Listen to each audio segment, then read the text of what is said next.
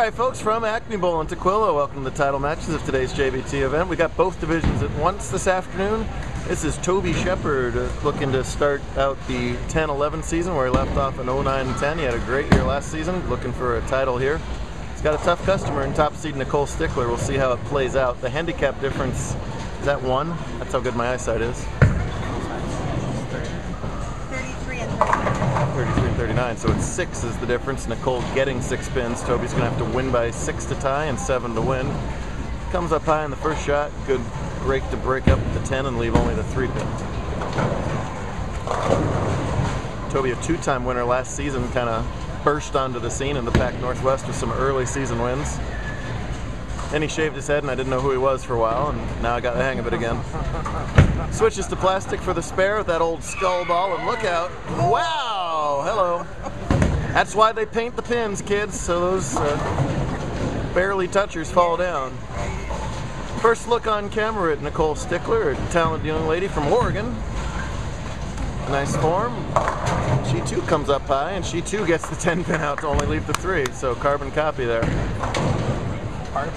We bowled on a brand new pattern from Kegel called Abbey Road. It was a -45 scratch cut and a -20 handicap cut, so really a medium scoring pace, not too high, not too low today. And an equally nice job as a 3-pin for Nicole. Stickler led 6 of the 8 rounds today. She qualified first at +146. And now, I humbly predict, Evan, that this will be the most watched video in JBT history, because this is... What's that? Yep, you betcha. This is our first, this is going to be a lot of people nationwide's first look at Marshall Kent, Mr. Everything right now in youth bowling. We'll talk about him more here, and let's catch his first frame. Yes. There you go, Mr. Youth Bowling. You got 7 out of the 10 pins. Congratulations. It's got to be a totally different kind of pressure on Marshall, because the expectation level has just been sent through the stratosphere with everything he's done this summer. He started out by winning the Pac Northwest Invitational, which is, you know, a decently big deal up here. Then he went to Indianapolis and beat 1,000 other boys to win junior gold. Followed that up with the North Point win. In between there, had the Junior World Team Challenge win, and second at our TPC, and then he won the Desert Open to finish off the summer. So just, you can't get a better resume than that over the summertime. And 7-2 to start it off.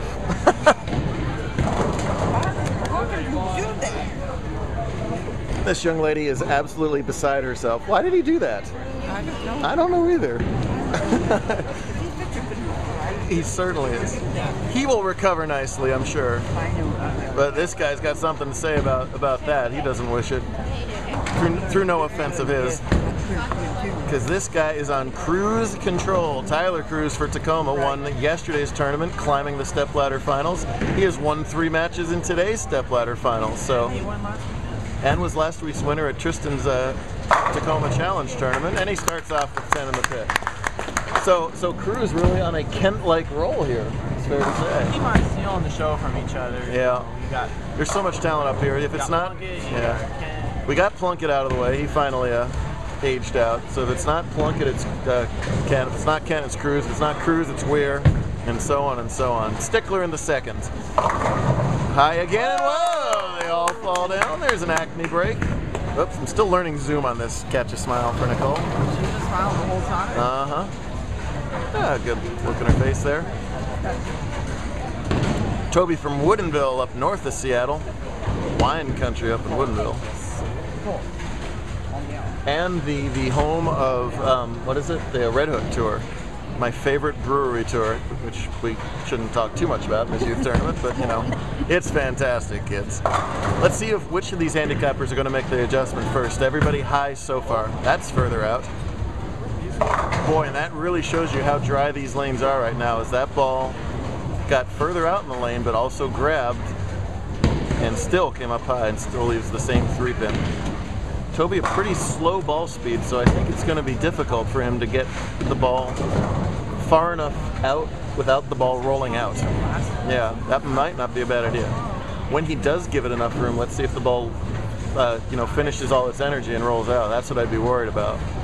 And we saw that ball hooked plenty on the 3-pin last time. There you go. Right in the face.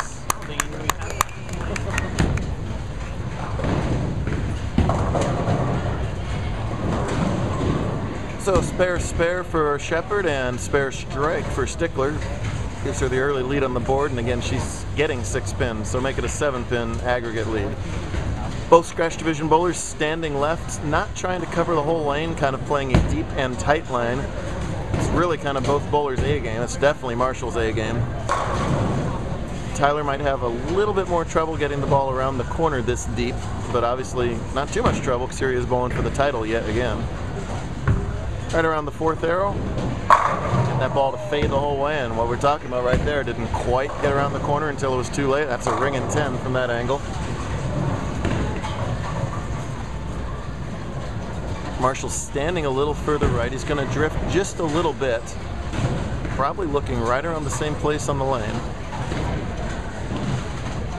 That real high backswing and just hits up on it. Further right, actually. Oh, man. Trips half the rack out there to carry it out. Lucky to not leave a 210 or worse. Instead, light hit gets her out. So a little bit right, actually, of Tyler. Interesting. Tyler, an excellent spare shooter. He switches to plastic here. He'll take all the hook out of the ball, go hard and straight right at the 10. Just like that. And there you go, nice conversion. Nicole, the lone Oregonian, still left in the titles here from Milwaukee. One of our favorite centers to visit.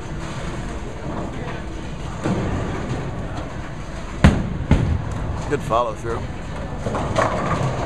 But still a high hit, and she can't quite get the 9 to fall. You'll see it out of most of the girls who compete with us. They don't quite have the same power that some of the guys do, but what they lack in power they make up for in good fundamentals. They usually see better form than the guys, to be honest, out of the ladies. They rely on accuracy and shot making, and obviously she's done both of those very well today. And just covers up the 9 pin. I think that was a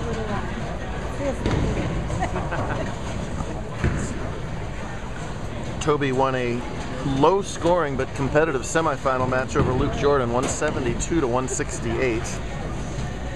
Luke had previously got by Khalid Lucas in the round 2 rather.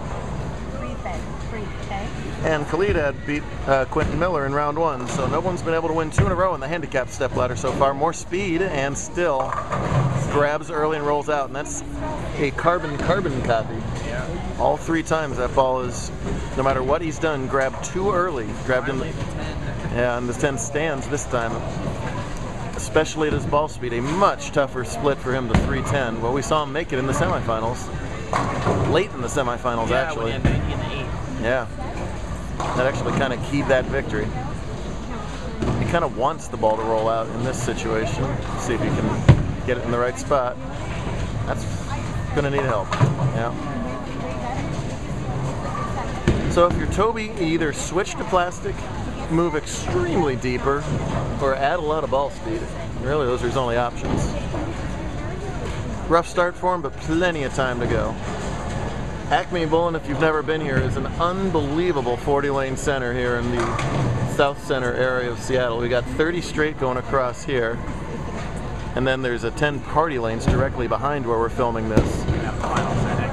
An unbelievable sports bar. It is just a top-notch facility. Appreciate all the hospitality being here. Tyler on the same place on both lanes. That's a good-looking shot there. Yep, just enough to corner it. The lanes continue to dry out, obviously, throughout the day. This is a 40-foot pattern to begin with. The back ends were squeaky clean at the start, so for a little while they were pushing oil into the back ends, and now they're just drying off whatever's left. Marshall using the full approach. He's a tall guy, so it's all about leverage and timing for him. Nice 5-step approach, perfect timing there. And what a horrible result. Perfect timing doesn't pay off. Perfect timing, a pinch high if nothing else, and the skier on the scoreboard tells the story there, as that ball deserved way more than 7.